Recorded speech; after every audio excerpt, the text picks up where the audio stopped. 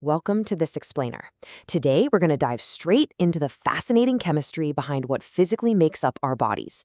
Think of me as your enthusiastic university biology professor for the next few minutes, because we are exploring the literal building blocks of life. Consider this. The human body is made of about 37 trillion cells. And get this, each one of those individual cells contains around 100 trillion atoms. It is a staggering, microscopic universe in there. So let's kick things off with a little thought experiment.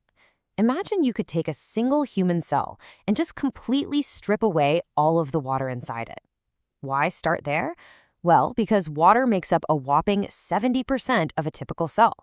But what about that remaining 30%?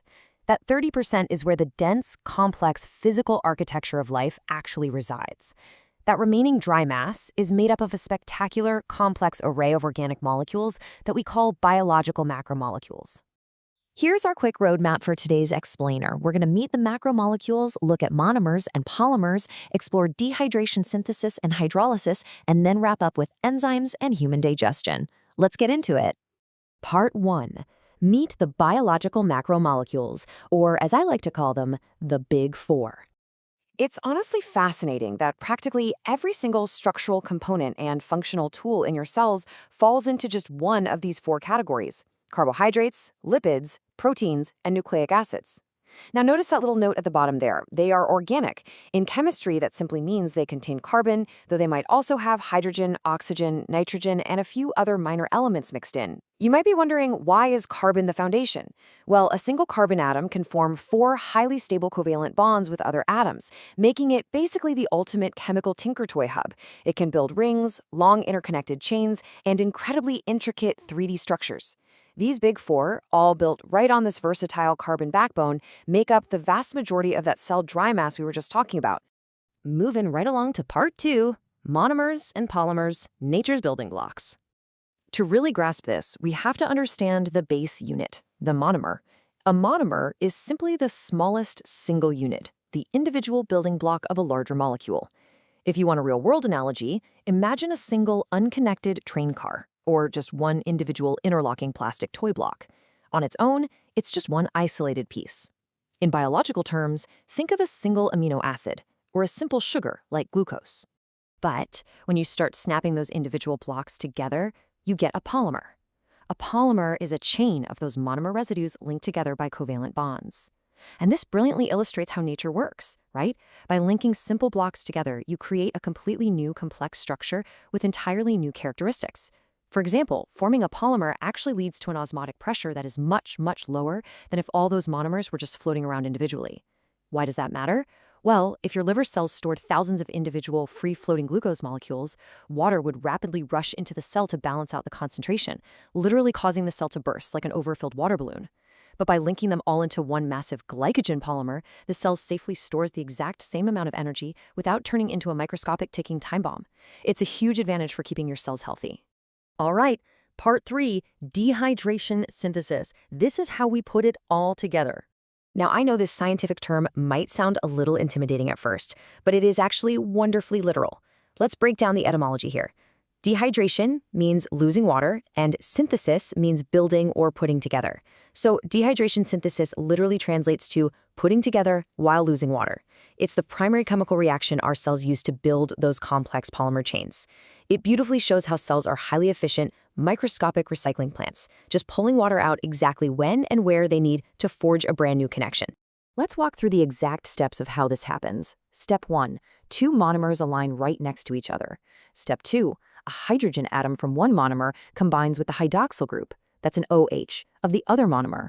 Step 3, because of this opening in their outer electron shells, the monomers share electrons, forming a strong covalent bond. And in the process, a water molecule is released. Think of it like snapping 2 structural blocks together so tightly that it literally squeezes a water piece right out of the joint. Now, it's really crucial to understand this doesn't just happen randomly. Squeezing out that water molecule and actively forming that stable bond requires a deliberate investment of cellular energy. You essentially have to pay a little energy toll to build the new structure. Let's look at a concrete example. If you take one glucose monomer and combine it with another glucose monomer, they undergo this exact dehydration synthesis reaction. You invest a little energy to form that new bond, and Boom! You've created a larger disaccharide polymer known as maltose. And, true to the name, you get that byproduct of a single water molecule. Maltose, by the way, is the exact sugar found in a classic malted milkshake or in brewed grains. So this is chemistry you can quite literally taste. That brings us to part 4, hydrolysis, breaking it apart. Once again, the name gives the whole game away. Anchor this in the etymology. Hydro refers to water, and lysis means to split or break apart. We are essentially doing the exact reverse of the building process we just learned. Think of lysis as a highly precise chemical cleaver, dropping down to chop those complex polymer chains right back down into their original, individual pieces. Here is exactly how hydrolysis plays out. Step 1. A water molecule is forcefully inserted across the covalent bond that's connecting our two monomers. Step 2. That water molecule splits into a hydrogen atom and a hydroxyl molecule. Steps 3. The polymer breaks back into two separate components, with each taking one part of that split water molecule. You're basically wedging a water piece back into the joint to forcefully pry the building blocks apart. And here's the really beautiful part about Step 3. When that bond breaks apart, it releases the energy that was originally stored when the bond was first formed. This perfectly sets the stage for how our bodies actually fuel themselves. Let's look at these two opposing reactions side by side to really lock this in. On the left, we have dehydration synthesis. It forms new bonds, releases water as a byproduct, and typically requires an investment of cellular energy. On the right, hydrolysis is the perfect mirror image. It breaks bonds, it uses up a water molecule, and it typically releases energy. They have this completely opposite, perfectly balanced relationship with both water and cellular energy. Finally, part 5, enzymes and human digestion. This is where we see all this chemistry in action. Every single time you eat, your body performs literally billions of these hydrolysis reactions. But they don't just happen on their own. Specific catalytic enzymes speed up these reactions in our digestive system. These vital biological catalysts are kind of like microscopic demolition crews. They rapidly break down the massive macromolecule chains of the food we just ate into much smaller monomer nutrients. And why is this so absolutely crucial? Because our intestinal walls are far too tightly packed to let massive, bulky macromolecules pass into the bloodstream. The food physically must be broken down into individual monomers to cross that cellular border. Once they cross, they provide the necessary raw materials and energy for all our cellular activities. Notice how incredibly organized our biology is here. Different macromolecules require entirely different microscopic tools to break them down.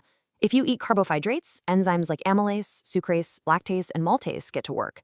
For proteins, it's proteases like pepsin and peptidase, working alongside hydrochloric acid. And for lipids or fats, lipases step in. Each enzyme is a highly specific tool, built to hydrolyze its specific target class. It operates on a perfect lock and key mechanism. Why doesn't a protease work on a fat? Because the physical, three-dimensional shape of the enzyme perfectly and only fits the structural shape of that specific protein polymer. It's a perfect match. We've covered some fantastic chemistry today, but I want to leave you with one final, kind of mind-blowing thought to ponder. How can one simple monomer create such wildly diverse forms of life? Think about glucose. It's just a single, simple sugar monomer. Yet, depending on exactly how it is chemically arranged and bonded through dehydration synthesis, it can form the starch in a potato, the glycogen stored in your own liver, or the rigid cellulose that makes up the trunk of a towering oak tree. Get this, the only difference between the starch we easily eat and digest and the solid wood of a tree that we absolutely cannot digest is just the slight angle of the bonds between those exact same glucose monomers. It really leaves you marveling at the complex diversity of life born from such incredibly simple repeating units. Thank you so much for joining me for this explainer. I hope this helps you clearly visualize the amazing building blocks of life.